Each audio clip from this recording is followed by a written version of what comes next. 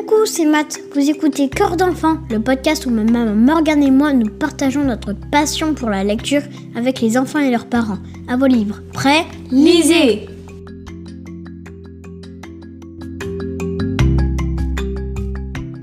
Il paraît que la curiosité est un vilain défaut. Je ne suis pas d'accord. Si on n'est pas curieux, on ne pose pas de questions. Et si on ne pose pas de questions, on n'a pas de réponse. Et sans réponse, on peut penser de travers, se tromper ou pire, rien apprendre. Tu as tout à fait raison, Matt. Et à ton âge, les questions, vous pouvez en poser, je dirais, 18 639 par jour ? T'exagères un chouïa, là. Un tout petit peu, c'est vrai. Mais c'est parfois l'impression qu'on a, nous, les adultes. Il y a les questions sur le comment, sur le pourquoi, sur le et si et le combien. Ça fait beaucoup, et il arrive qu'on n'ait pas les réponses. Alors des fois, on se sent un peu dépassé, et on peut s'agacer. Ferme ton bec de Pierre Delis et Magali Le Huche, aux éditions Didier Jeunesse. C'est l'histoire d'un poussin très curieux. Lorsqu'ils naissent, ses frères et ses sœurs, et lui, leur maman poule, décide de leur faire le tour de la basse-cour et de leur présenter le coq, la vache, le cochon et l'oie. À chaque fois, les poussins sont impressionnés, sauf notre héros qui pose des questions un peu dérangeantes. À force que tout le monde lui dise « ferme ton bec », ça devient son nom. Ferme ton bec. Tu nous lis le passage où ils rendent visite à la vache après le coq ? Le jour suivant, Mère Poule emmène ses enfants à l'étable. Je vais vous présenter notre voisine. Oh la vache, qu'elle est grande, qu'elle a de belles cornes. Et les sabots, comparés à leurs petites pattes, les petits trouvent ça beau. Les poussins sont sidérés. Tous sauf un que ça n'intéresse pas et qui demande « Dites madame la vache, à part de votre derrière, vous savez d'où vient le vent ?» Et là, Mère Poule, les 8 poussins, le coq, la vache, se mettent à crier « Ah mais ferme ton bec ! Vas-tu te taire, poussin, vas-tu te taire enfin ? Ferme ton bec !» Et ferme ton bec, il se tait bien obligé. Aïe aïe aïe, il pose des questions qui mettent mal à l'aise. Le coup du vent, ça me fait rire, mais sa maman doit être très mal à l'aise, non ? Oui, mais c'est pas une raison pour lui parler comme ça, le pauvre. Moi, ça m'a fait de la peine pour lui, parce que c'est pas un gentil nom. Ferme ton bec. Je n'aimerais vraiment pas qu'on m'appelle tais-toi ou ferme ta bouche. Et lui, comment il le vit dans l'histoire ? À force, ça lui fait de la peine, et il s'en va. Au début, les autres animaux vont être soulagés, puis plus rien ne tourneront. Le soleil ne se lève pas quand le coq chante, la vache devient folle, le cochon prend un bain. On comprend que quelque chose cloche depuis son départ. Alors Mère Poule se rend compte qu'elle n'a pas compris son petit, qu'il ne cherchait pas à embêter ou à blesser, mais qu'il est très curieux et que c'est une grande preuve d'intelligence. Cet album est pour les petits curieux et ceux qui oublient que pour connaître notre monde et savoir plein de choses, il faut d'abord poser des questions. Et pour les curieux, ça nous apprend qu'on a le droit de poser des questions, mais qu'il faut aussi écouter et laisser les autres s'exprimer. Et que parfois on peut comprendre par soi-même en observant autour de nous avant de poser des questions. Nous espérons que cet épisode a piqué votre curiosité.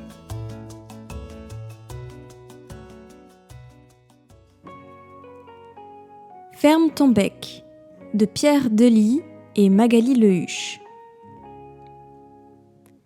1, 2, 3, 4, 5, 6, 7, 8, 9. Jamais Mère Poule n'a pondu autant d'œufs.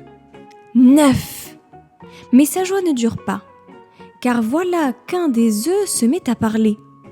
Mère Poule n'en peut plus de ce poussin qui pépit sans répit. Ce matin, Mère Poule est heureuse. Les poussins sortent enfin de leur coquille. 1, 2, 3, 4, 5, 6, 7, 8... Tiens, l'œuf numéro 9 reste clos, pas éclos. Qui est dedans ? Oh non, pas lui ! Mais si, c'est le bavard.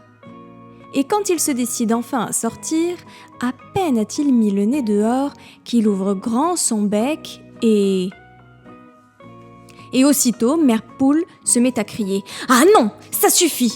J'en ai assez, plus qu'assez de t'entendre jacasser. Ferme ton bec !» « Ferme ton bec, ferme ton bec !» piaillent en chœur ses 8 frères et sœurs. Et le poussin se tait, bien obligé. Il se dit même « Ferme ton bec !» C'est comme ça qu'on m'appelle ? Quel drôle de nom. Le lendemain, pour la première fois, Mère Poule emmène ses enfants dehors. Aussitôt, tous les poussins s'égayent dans la pagaille. Puis, Mère Poule les rassemble. « Je vais vous montrer comment tirer les vers de terre. » Tous les poussins sont épatés. Tous, sauf un, qui regarde attentivement le coq et finit par lui demander « Dis papa, est-ce que le soleil se lève quand tu chantes ? Ou est-ce que tu chantes quand le soleil se lève ?» Et là, Mère Poule, les 8 poussins et le coq se mettent à crier. « Ah, mais ferme ton bec ! Vas-tu te taire, poussin ? Vas-tu te taire enfin ? Ferme ton bec !» Et ferme ton bec ? Il se tait, bien obligé.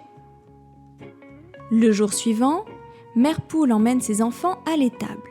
« Je vais vous présenter notre voisine. » Oh la vache, qu'elle est grande, qu'elle a de belles cornes, et les sabots, comparés à leurs petites pattes, les petits trouvent ça beau. Les poussins sont sidérés. Tous, sauf un, que ça n'intéresse pas, et qui demande « Dites, Madame la Vache, à part de votre derrière, vous savez d'où vient le vent ?» Et là, Mère Poule, les 8 poussins, le coq et la vache se mettent à crier. « Ah, mais ferme ton bec, vas-tu te taire, poussin ? Vas-tu te taire enfin ? Ferme ton bec !» Et ferme ton bec ? Il se tait, bien obligé. Le jour d'après, Mère Poule emmène ses enfants à la soue. « Je vais vous présenter notre voisin. » Ah, le cochon, comme il a l'air heureux d'être tout crasseux. Il a l'air de se régaler comme un fou à se rouler dans la gadoue. Tous les poussins sont fascinés.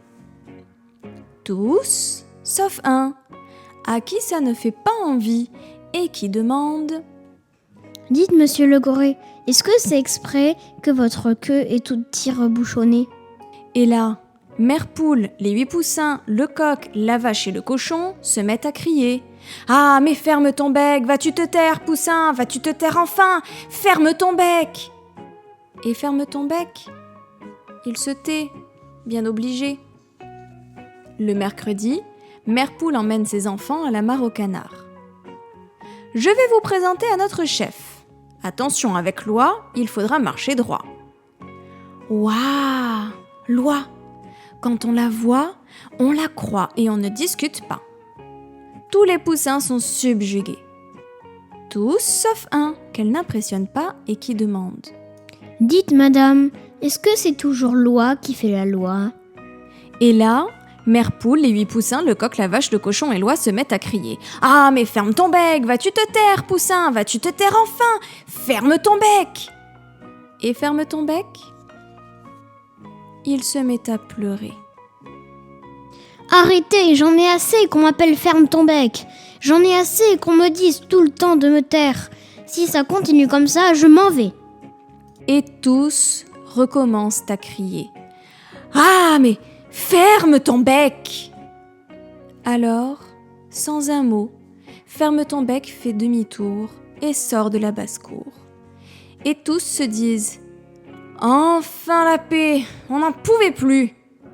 Tous, sauf Mère Poule, qui se tait. Le lendemain, le soleil ne se lève pas.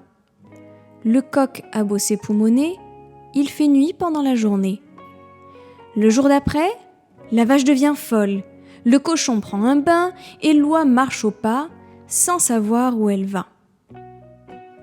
Le jour suivant, plus un poussin ne joue et la poule commence à s'arracher les plumes une par une. Malheureusement, on n'a pas le droit de vous lire le livre en entier ici. Si on vous a donné envie de le lire, ça nous rend super heureux. Vous pouvez le trouver en librairie ou même à la bibliothèque. Moi, j'y vais souvent, ça me permet de lire plein de livres. Ce podcast vous plaît ? Vous pouvez nous soutenir en nous attribuant des étoiles sur certaines plateformes. Ça permettra à d'autres enfants et parents de nous découvrir. Vous pouvez aussi nous retrouver sur les réseaux sociaux, Instagram et Facebook. Les liens sont en description. Vous pouvez suivre notre actualité et nous écrire. On vous attend. Salut!